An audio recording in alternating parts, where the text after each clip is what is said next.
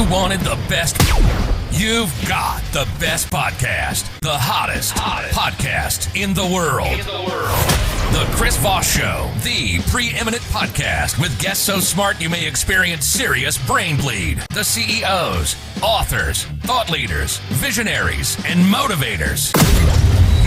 Get ready. Strap yourself in. Keep your hands, arms, and legs inside the vehicle at all times, because you're about to go on a monster education roller coaster with your brain. Now, here's your host, Chris Voss. Hey folks, Chris Voss here from the ChrisVossShow.com. Ladies and gentlemen, our latest things that makes it official. Welcome to the big show. As always, for 16 years and over 2,000 episodes, we bring you the Chris Voss Show. All the smartest people, the brightest minds on the show. Of course, I'm just the idiot with the mic. That's why we have guests here, folks. So we have smart people on the show. Go to goodreads.com/Chris Voss, LinkedIn.com/Chris Voss, Chris Voss One, the TikTok, and Facebook.com to see all the places we are over there on the Facebookery of Mark Zuckerberg. Today we had an amazing young lady on the show. We're going to be talking about her hot new book that she has that came out April 15th, 2024. It's called The Sower of Blackfield, inspired by the true story of an American in Nazi Germany. Katherine Koch is on the show with us today, and we'll be talking to her about her latest book and all the stuff that went into it. She is an amazing young lady, as I find her bio here, who describes herself as a Renaissance woman. By day, she is a graphic designer, professional web developer, and digital marketing expert with over 20 years of experience. By night, she is an independent scholar and writes historical fiction novels. By 2023, she graduated summa cum laude at Kent State University with a degree in computer science and is a member of the Phi Beta Kappa Nu of Ohio. I don't know why I brain farted that. Nu of Ohio. Do I have that pronounced correctly? Yes.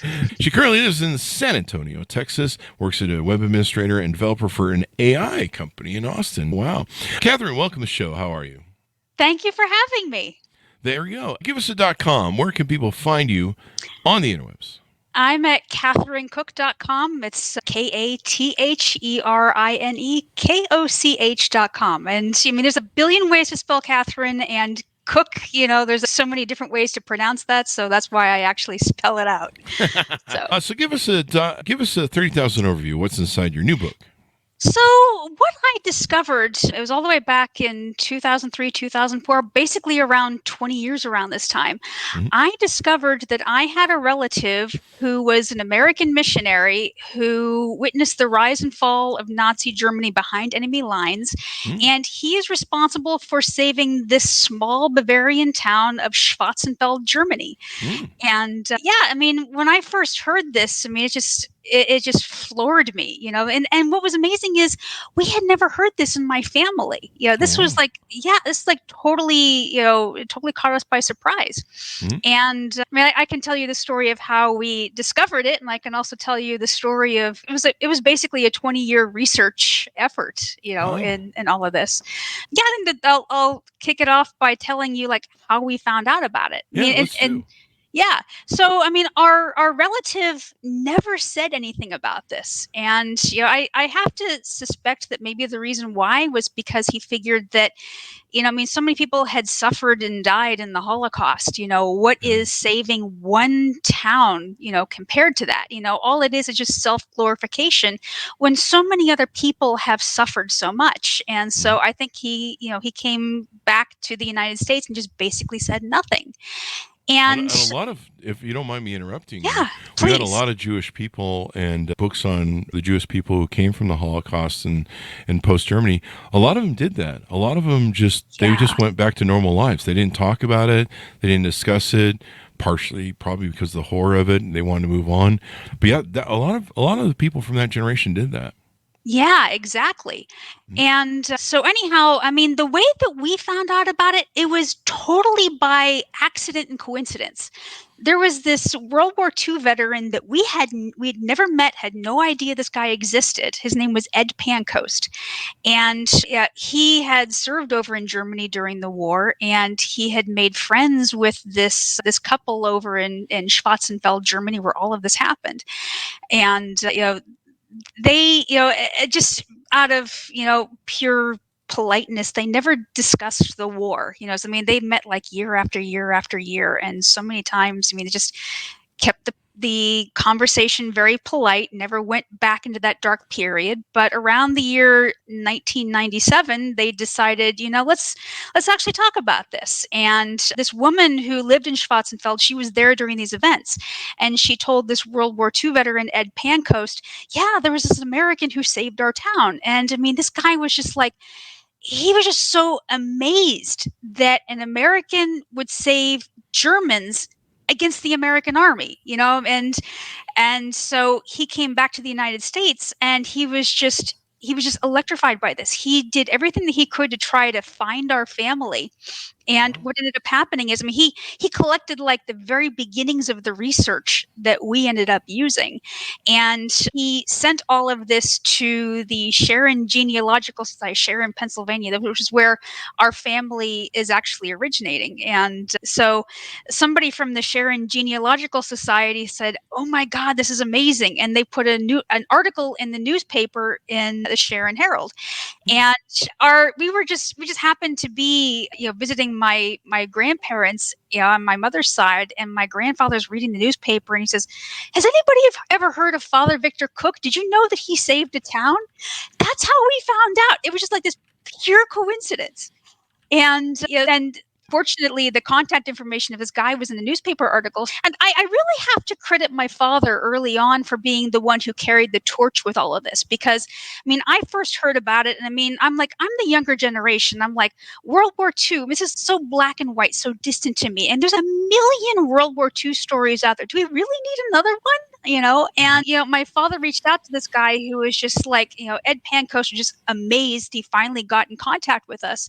And, he was just so eager to see, a book. He really wanted a movie. He actually wrote Steven Spielberg and Tom Hanks, and it was just like totally crestfallen, when he never got any response. And so, here I am. In addition to being, I'm a million things at once, as once woman.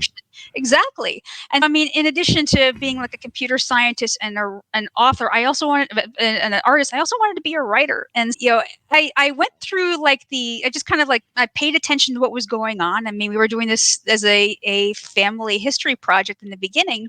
And so we started doing the research, and I have to credit at this point to give a shout out to Father Rob Carbonneau, he's the director of the Passionist Archives. He kind of ended up being like my mentor in terms of, historical research and really getting me just really engaged in that. And also he was the first person to show me what, Passionist ideology is all about. And so in addition to that, started doing the research, and then we went to Schwarzenfeld, Germany itself. And there I actually had this opportunity to talk to people who actually knew my relative who was over there, Father Victor Koch. And I just vividly remember, we went over there and talked to eyewitnesses, and we had mass, and immediately after mass, they bring out the beer and the pretzels. God love the Germans. Yeah, God love the Germans. Yeah, if we did that at mass over here in the United States, I'm sure that attendance would just skyrocket. But so I expect that, World War II Germany, nobody wants to talk about it. What was amazing to me is I had all of these people just flocking around me. I have pictures on one of my websites. It's like all of these people who knew him, and they were talking to me through translators. And the vibe that I got from them is, you need to understand who he was and what he meant to us. And what I started realizing is, okay, time out. This is not what I thought it was. This is something that is entirely different. And that's what finally made me decide, you know what? Yeah, this actually does merit a novel. And yes, it's set in World War II Germany, but this is not your typical World War II story. It's not even your typical Holocaust story. It's something much, much different. It's a German story. It's an American story. It's a passionist story, but it's also a faith story. Oh, wow. And when you really get into the nitty-gritty of the history, you start realizing something very different happened here. In this little town of Schwarzenfeld. what I want to do is I want to kind of give you an overview of the history that really explains just how different this was. And I'm not going to, this is all just a teaser because you really have to read the novel to really see like the experience of it. Yeah. The first thing to understand is what was he doing over there to begin with? And so to give you kind of like the 1,000-foot overview, in the aftermath of World War I mean, with World War I mean, all these people, all these missionaries who were like all over the world, they were called to Europe to serve as chaplains. And, a lot of them died. A lot of them just, didn't go back. And so in the aftermath of that, there was this resurgence of missionary activity. So all these religious orders all around the world decided, okay, we're going to go for, being missionaries. A lot of them went to places like China where it's, okay, boys, go convert the pagans. And Father Victor, my relative, decided he wanted to go to Germany. And I mean, to him, that made sense because, I mean, he grew up, I mean, he was born on American shores, but he was the eldest son of a German immigrant family. So he grew up bilingual. He knew the culture of Germany, but he also knew the culture of America. He grew up with American ideals. And he went into the Passionist order, which I'll tell you, a little bit more about that later. And he sees the suffering of his ancestral homeland in Germany, and he decides Germany is where I want to go. And so the time period where he goes over there, I mean, it's like 1922. And his mission is to establish a new branch of his religious order over there, the Passionists. So basically, they're a monastic order, so that means building monasteries, establishing congregations.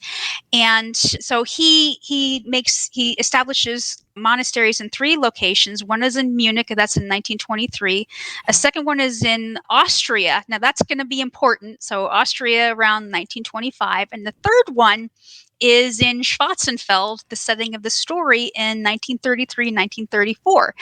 Now, when he arrives in Schwarzenfeld in 1933 and 1934, this coincides with the rise of the Third Reich. So kind of do the 1,000-foot overview. What's happening in Germany at this time? Hitler's just coming to power. I mean, the German economy is in shambles. And this is the thing that's just like really, really striking. And I think that this is what starts the chain reaction of what is so different about this place. So he arrives and he's decided, okay, I'm going to build a monastery in this place. And he hires the town and to do this. And he has $200,000 in his bank account to do this. Now, to you and me, that sounds pretty modest, but you have to realize the buying power of that money back in 1933 is way, way more, than what we have right now. So you can actually go to a website, officialdata.org, and compute what was the buying power of $200,000 in 1933, and it ends up being $4.8 million. Oh, wow. Yeah. Now, and that's even before the exchange rate. Every dollar in the economy is like bouncing all around. So every dollar, can be anywhere from 2 to 4 Reichsmarks. That's essentially what it would translate into. So we'll say probably three Reichsmarks for every dollar, which means that this guy had over 14 million marks to hire this town. So, I mean, imagine if you will, you're somebody in this little town. I mean, this is like a little farm town, with maybe just like 1,000 people. And I mean, you're hungry. There's no jobs. This is, a severe economic depression. Your children are hungry. You have no idea where your next meal is coming from. And this American guy comes and dumps 14.4 million marks on your town. Wow. I mean, this American priest is like as popular as Taylor Swift. Maybe popular with me if you do that. Just letting people know.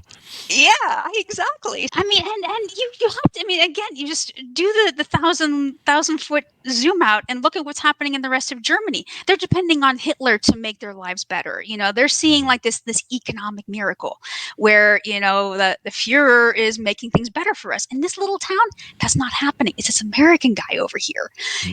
And that's kind of like the first thing that's very striking. And I remember when I was talking to these these people that knew him, they had this term for him. They had a nickname for him.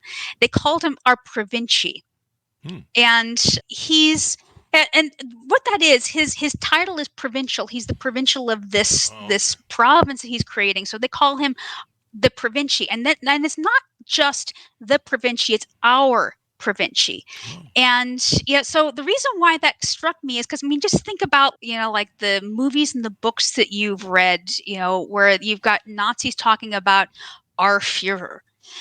They're talking about our Provinci. There's a relationship there. There's a bond there. And that's really, really unique. That means that these people are following an American citizen, which is like really unique. And so that's the first thing. And this is one of my favorite stories that I'm about to get into that really demonstrates to you what Father Victor was like as a leader.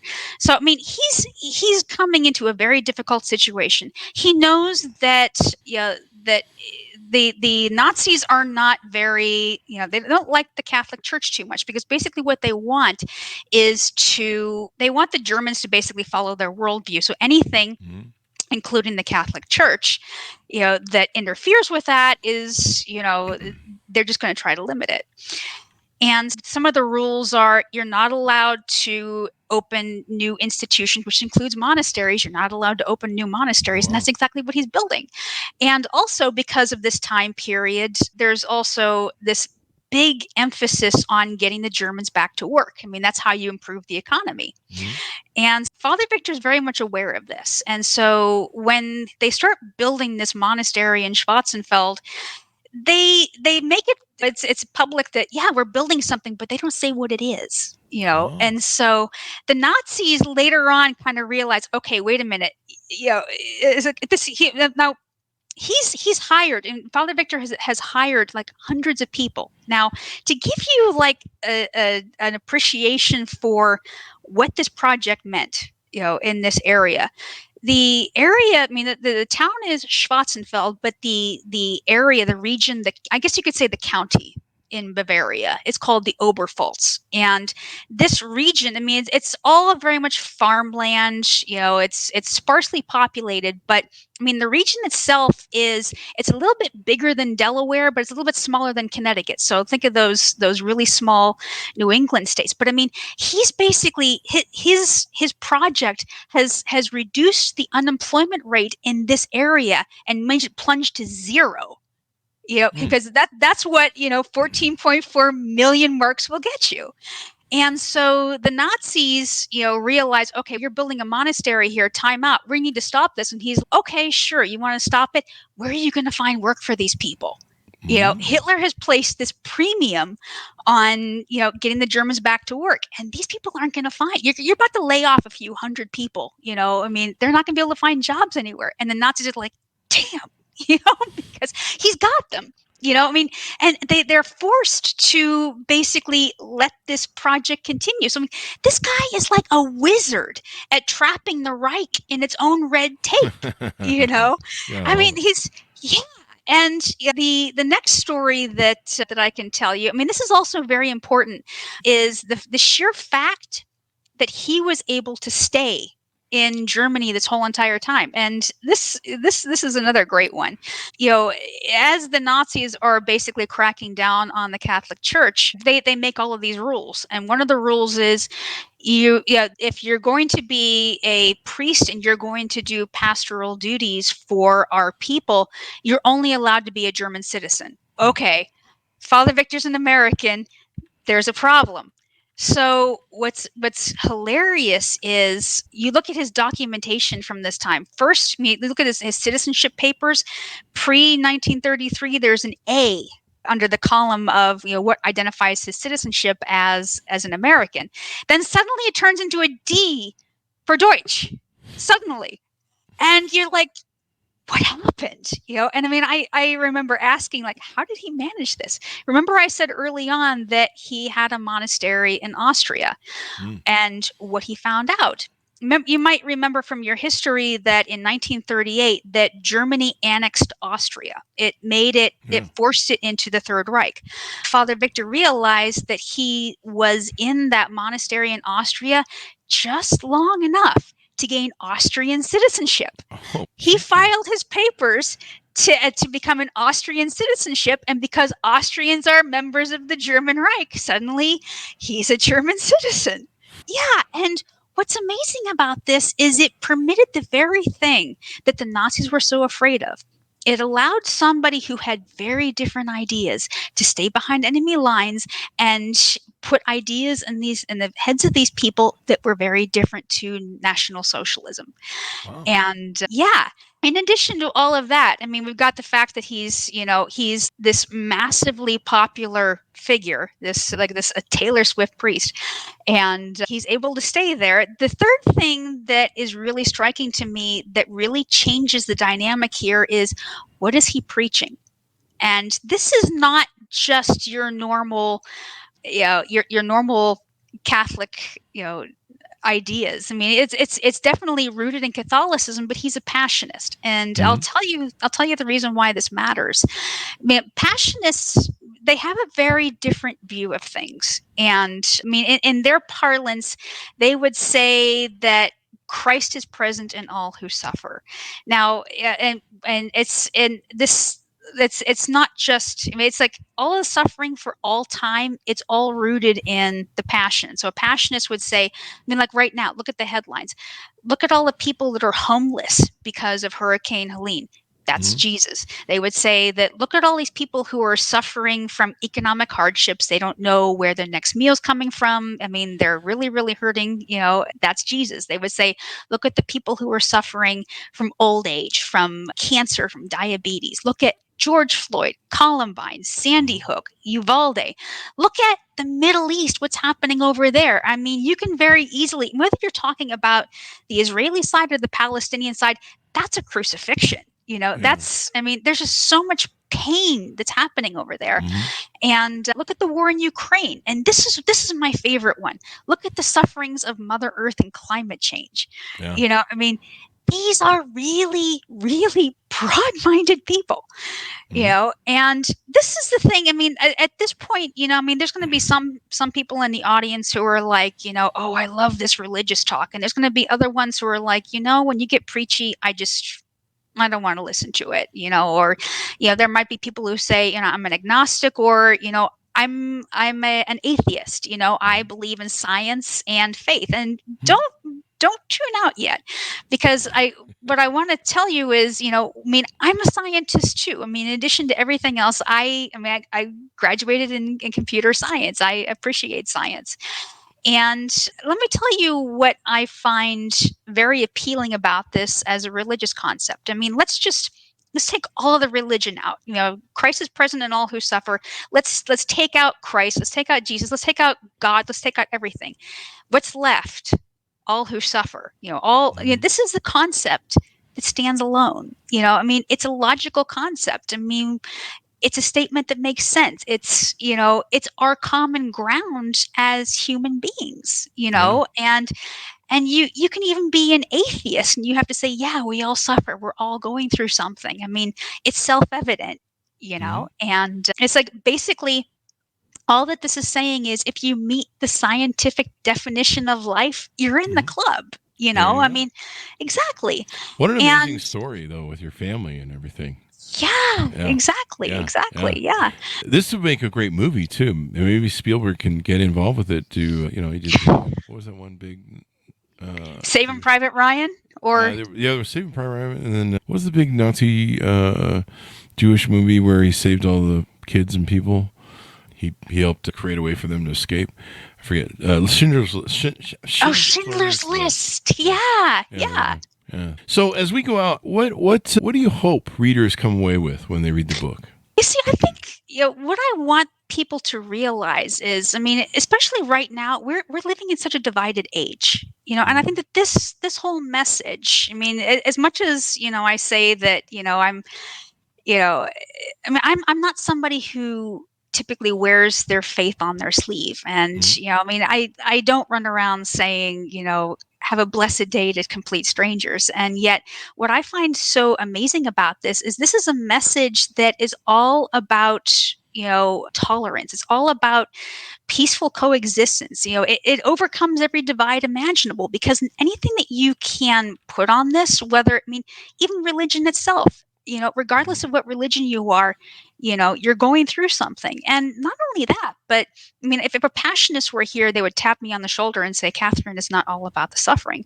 It's also, there's also a message of, healing and compassion, and that's exactly, what, when you reach out to someone who's going through something, you are allowing something that's bigger than you to reach out and heal, and I think it's a beautiful concept, and it's all about respecting the humanity of the other person, regardless of who they are, and respecting their dignity.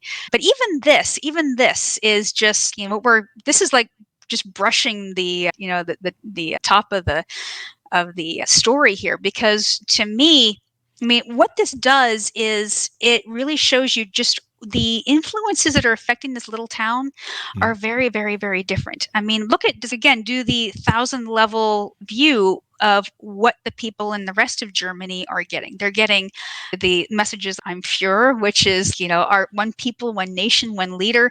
The Führer is our salvation. Germans are the master race. That's a really scary one. Yeah. But in this little town, they're getting freedom of speech, freedom of religion, peaceful protest, and, we are all united in the human condition. These ideas are very different, and so let me with that context, with that understanding that this is different. Let's actually now go to April 1945, where he actually saves the town. Wow. Yeah. So here's what happens. Again, 1,000-foot view. In April 1945, you've got Patton's Third Army coming in through Germany, through central Germany and into the south where Bavaria is. And at the same time, you have these SS guards who were in charge of the concentration camps realizing, okay, we're in danger of having our prisoners being liberated by the Americans who are coming in. And so what do? They try to get these people away from the front. Mm-hmm. And what they do is they put them in trains to start moving them south. Especially, there's one concentration camp that's relevant to this. It's Flossenburg, which is, it's in Bavaria. It's like about 13 miles away from the Czech border, so it's like really, really far, over to the west. And what happens is they put like several thousand, there's like 20 some thousand of these prisoners in these trains. Now, at the same time, these Americans that are coming in, they have some pilots that are monitoring the German landscape. Now, these pilots have been told, if you see a train, shoot it. Because it's most likely carrying troops and supplies to the east. They have no idea whatsoever that they might be carrying concentration camp prisoners. Oh. And so this train that's coming from Flossenburg goes all the way down through the Oberpfalz, and there are a few attacks against it. These American planes strafe it. They have no idea what they're firing on. Yeah, but the worst attack happens in the train station in Schwarzenfeld, where Father Victor is. And what happens is the SS finally throw open the doors, and some of these people, they attempt escape. Some of them are injured in the strafing. Mm-hmm. And so what ends up happening is the Americans finally realize, okay, this is not what we thought it was. And so they disable the train so it can't go any further south.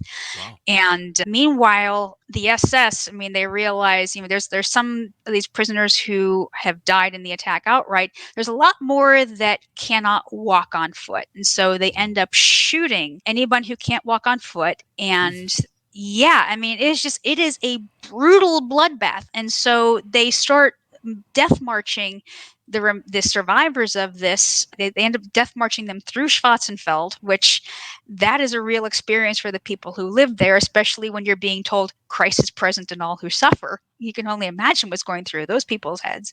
Mm-hmm. And they leave behind this massive bloodbath. like 140 bodies in the train station. And this leaves the town administrators with a real problem, because they realize that, hey, the Americans are about to arrive any hour now, and they basically try to hide these bodies. And I won't provide a spoiler here. I'll just say they you try want to to do it. definitely leave something for the readers. Yes, exactly. So they try to hide them in the worst way possible. Huh. And the Americans get there, and they discover the remains of this, and they are just incensed. Now these are men who these divisions that came through with Patton's Third Army. They are the 11th Armored Division and the 26th Yankee Division. What happens is, this is the spearhead. They need to move really, really fast. So the Armored Division comes in first and takes over the town and implements martial law, and then they move on. And the infantry is left behind as the peacekeepers, and so they're the ones who are left to deal with this. Now, these are all soldiers who basically received their christening into warfare in the Battle of the Bulge, and they have been through some stuff. They are war-hardened soldiers, and they, what's amazing is you look in the documentation of the people here, the Americans, and it's like they're always talking about the Nazis of the town. And I have to give another shout out here to another colleague that I ran into, or I guess he actually found me. It's Dr. Christopher Mariello from Salem State University. He's a history professor who is researching these cases where Americans discovered these atrocities that were being committed by the Germans, especially with the Flossenburg Death March. And he's currently the director for the Center of the Holocaust and Genocide Studies. And he actually tracked, I think, like 75 cases of where Americans discovered these atrocities are being left behind. But what's unique about Schwarzenfeld is this was the only case where the Americans decided, the American commander was like so incensed, he said, okay, you know what? I'm going to shoot the Germans here. They're all Nazis. That was his assumption. They're all Nazis. They are guilty of this. He has no idea at all that something very unique has taken place in this town. He has no idea that there's an American here who has really been their moral compass. And Father Victor marches out and defends these people. Wow. And this commander says, he gives his deadline. I'm going to give you 24 hours, 24, you need to dig up these people, wash them, don't clothe them in donated clothing, construct caskets. Now this is wartime Germany, where you don't have nails. Wood and nails are in very short supply. And you need to dig a grave trench, and you need to hold a funeral ceremony only in 24 hours. Otherwise, I'm going to shoot these people. I'm going to shoot all these German men, and between ages 16 and 60. And the reason why that's relevant is because in the later years of the war, Hitler and the Nazis called up a militia, and they said, we've got our normal military age, but everybody that's between 16 and 60 on the home front, you need to take up arms and defend Germany. And that's why they decided to include everybody between 16 and 60 in this. And Father Victor marched out and said, wait a minute, time out. You need to understand something. These are my people. This is my flock. And, they don't follow Hitler. They follow me. And what he succeeded in doing is he got the deadline extended to 48 hours. And this is essentially how he saved the town. So he basically he mobilized, every citizen, every man, woman, and child. The kids were out looking for nails. The women are in the carpentry shops. These are probably women who have never held a hammer in their lives. And yet here they are, hammering coffins together to save their husbands and fathers and brothers and whatever, and then the men are, they're digging up these bodies and digging a grave trench. Everybody is just subjected to this very exhausting, very draining, very just emotionally traumatizing event. But he succeeds in getting that town saved without a bullet fired. Yeah. That's pretty amazing. This is going to be a great story for people to read. Yeah. And to me, I mean, the first 2/3 of the story, it's all about, how did he inject all of this American idealism and all of this passionist ideology? How did he inject this into the town, into their town culture? How did they process it? How did it actually make them aware of the racism and the oppression that they were living under, and how did it change them? I mean, that to me is kind of that's the major power of the story, is actually exploring that, and that was fun. Yeah. And then, I mean, it's almost, you go from this, you're getting to know these people, and then you go through this really traumatizing 48-hour ultimatum, and I mean, I've seen the comments of, a lot of the readers who have read this on Amazon, and they said, this is emotionally draining, and I can say, you know what, you read it right. I mean, it's I mean, I didn't just want to, and at the very beginning, I had the option of, do I want to do like just plain black and white history, or do I want to do a novel? And it's to take you through this. It's not enough to just give you the history. You need to actually feel the experience that these people are going through. And I also think that it's fascinating, exploring this from a standpoint of an American citizen, who's actually behind enemy lines and really feels the oppression of Nazi Germany. What was he going through? How did this feel to him? And so that's why I say that this is not your average World War II story. There's a lot more going on here, and I really hope that people will pick up the book and enjoy it. So give us your .com as we go, so people can find you on the internet. Yeah, so it's KatherineKoch.com, KatherineKoch.com. Thank you very much, Katherine, for coming on the show. We really appreciate it. Thank you for having me. And order up the book, folks, wherever fine books are sold. It's out April 15th, 2024. The Sower of Blackfield, inspired by the true story of an American in Nazi Germany. Thank you very much, Katherine, for coming on the show. Thanks for audience for tuning in. Go to goodreads.com/Chris Voss, LinkedIn.com/Chris Voss, Chris Voss One, the TikTokity, and all those crazy places on the internet. Thanks for tuning in. Be good to there. Stay safe. We'll see you next time. Thank you. And that should happen.